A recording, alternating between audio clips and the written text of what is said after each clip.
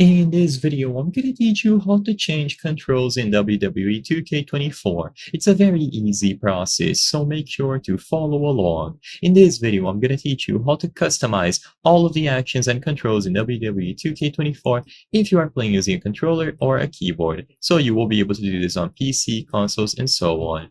All that you have to do to customize the controls is to head over into the options. So when you open the game, instead of going over to play, access the options and then go into the extras category. So find extras inside of options.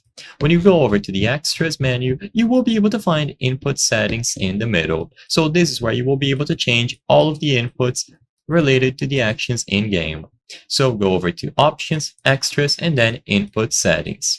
Inside of input settings, if you are playing using a keyboard, you will be able to assign one button on your keyboard to each action inside of the game. Since there is a lot to go over, I cannot go over every single one of these and give you recommendations. There are a lot of videos out there recommending specific keybinds and control setups, and you should take a look at those.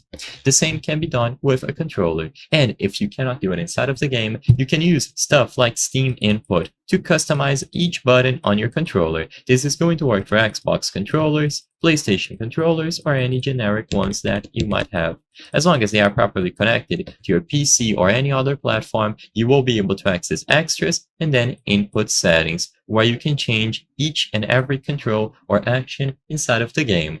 After you assign all of these, remember to save the changes, and then you can go back and start a match on any of the available modes. These keybinds will be remembered and you only have to change them once. Make sure that you save, and if for whatever reason you want to go back to default, you can press the button highlighted here. This will reset all of them, so you don't have to manually do it for every single one. I hope I was able to help you on how to change controls in WWE 2K24 PC. If this video helped you, please be sure to leave a like and subscribe for more very easy tips. Thank you for watching.